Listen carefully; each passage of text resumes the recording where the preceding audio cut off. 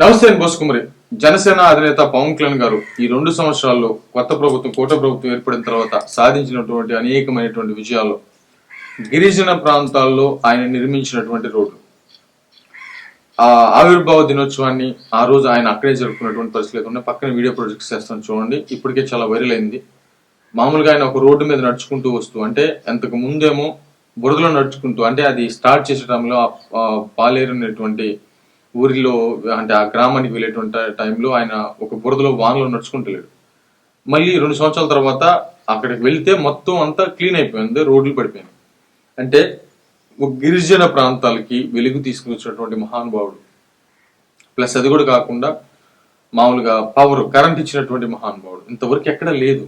ఈ స్వతంత్ర భారతంలో గిరిజన ప్రాంతాలను పట్టించుకున్నటువంటి, ట్రైబల్ ఏరియాస్ ని పట్టించుకున్నటువంటి ఏకైక మహానుభావుడు పవన్ కళ్యాణ్ గారు. అంటే ఒక సాధారణం, అంటే కామన్ మ్యాన్ కి ఉండాల్సినటువంటి needs, simple needs, common needs, ఇవి కూడా లేకుండా బ్రతుకుతున్నటువంటి వాళ్ళు ఇంకా మన స్వతంత్ర భారతంలో ఉన్నారు అని అంటే మనం ఏం బీకినట్టు ఎన్ని సంవత్సరాల నుంచి అనేది క్లియర్ గా తెలియదు. ఎవరో ఒక రావాల్సింది. ఇప్పుడు ఇంతకాలం పవన్ కళ్యాణ్ గారు లాంటి వ్యక్తి రాకపోతే ఇంకా ఆ ప్రాబ్లమ్స్ అలాగే ఉండిపోయాయి. 75 సంవత్సరాల తర్వాత ఒక మనిషి వచ్చి ఒక పార్టీ పెట్టి ఒక ఉద్యమం దిశగా ముందుకు వెళ్ళి పార్టీని గెలిపించుకొని, కూటమిలో ఒక భాగం అయ్యి గెలిపించుకొని, ఒక పదవి తీసుకొని, ఒక మనిషి వచ్చి ట్రైబల్ ఏరియాస్ ను పట్టించుకొని చేస్తే తప్ప ఇంతవరకు అలాంటి వ్యక్తి లేడు, రాలేదు. మరి జనసేన పార్టీ ఖచ్చితంగా ఆంధ్రప్రదేశ్కి అవసరం. పవన్ కళ్యాణ్ గారు లాంటి వ్యక్తి ఆంధ్రప్రదేశ్కి అవసరం. పవన్ కళ్యాణ్ గారు లాంటి నాయకుడు భవిష్యత్ తరాలకు అవసరం అని చెప్పడానికి ఎంతకంటే నిదర్శనం ఏంటి. ప్లస్ అది కూడా కాకుండా ఆవిర్భావ దినోత్సవాన్ని కూడా వాళ్ళ సంతోషాలను నడుమే చేసుకున్నారు.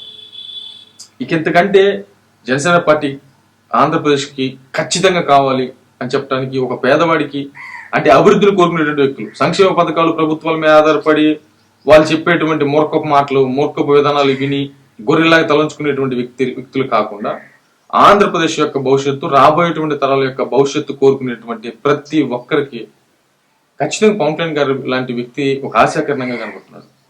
మరేముంది చూద్దాం.